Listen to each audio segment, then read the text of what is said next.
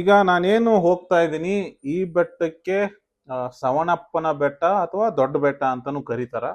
ಅರೆತಿಪ್ಪೂರು, ಬಸ್ತಿ ತಿಪ್ಪೂರು ಅಂತಾನು ಈ ಊರಿಗೆ ಹೆಸರು ಕರಿತಾ ಇದ್ರು ಮೊದ್ಲ. ಗಂಗಾ ಮತ್ತು ಹೊಯ್ಸಳರ ಶಾಸನಗಳಲ್ಲಿ ಹೇಳೋ ಪ್ರಕಾರ ತಿಪ್ಪೂರು, ತಿಪ್ಪೆಯೂರು ಅಂತೆಲ್ಲ ಉಲ್ಲೇಖ ಮಾಡಿದ್ದಾರೆ. ತಿಪ್ಪೂರು ಗ್ರಾಮದ ಮೂಲ ಏನು ಅಂತಂದ್ರೆ ತಿರುಪೆರೂರು ಅಂತ. ತಿರು ಅಂತಂದ್ರೆ ಈಗ ನಾವೇನು ಗೌರವ ಸೂಚಕವಾಗಿ ಬಳಸ್ತೀವಲ್ಲ ಶ್ರೀ, ಅದರ ಅರ್ಥ.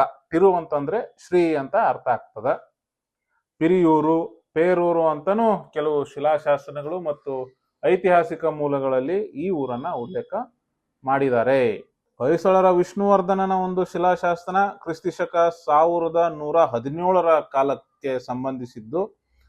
ಅದರಲ್ಲಿ ಮೆನ್ಷನ್ ಆಗಿರ್ತಕ್ಕಂಥ ವಿಚಾರ ಏನಂತಂದ್ರೆ ಏನು ದಂಡನಾಯಕ ಗಂಗರಾಜ ತಾನು ವಿಷ್ಣುವರ್ಧನನಿಂದ ಉಂಬಳಿಯಾಗಿ ಈ ತಿಪ್ಪೂರನ್ನ ಪಡ್ಕೊಂಡಿರ್ತಾನೆ.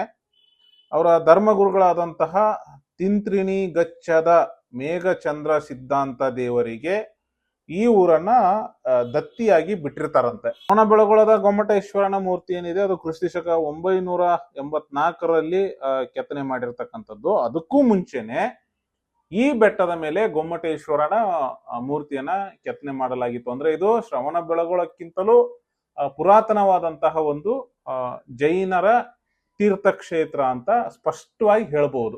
ಬೆಟ್ಟದ ಮೇಲೆ ಏನು ಈ 10 ರಿಂದ 12 ಅಡಿಯ ಬಾಹುಬಲಿಯ ಮೂರ್ತಿ ಇದೆ. ಇದನ್ನ ಕ್ರಿಸ್ತಿಶಕ 918ರಲ್ಲಿ ನಿರ್ಮಾಣ ಮಾಡಲಾಗ್ತದೆ. ಇದೊಂದು ಗಂಗರ ವಾಸ್ತುಶಿಲ್ಪ ಶೈಲಿಗೆ ಬೆಸ್ಟ್ ಎಕ್ಸಾಂಪಲ್, ಉತ್ತಮ ಉದಾಹರಣೆ ಅಂತ ಹೇಳ್ಬೋದು. 2017ರ ಡಿಸೆಂಬರ್ನಲ್ಲಿ ಈ ಮೂರ್ತಿಗೂ ಸಹ 1008 ಕಳಶಗಳೊಂದಿಗೆ ಮಹಾಮಸ್ತಾಭಿಷೇಕವನ್ನ ಮಾಡಲಾಗಿತ್ತು.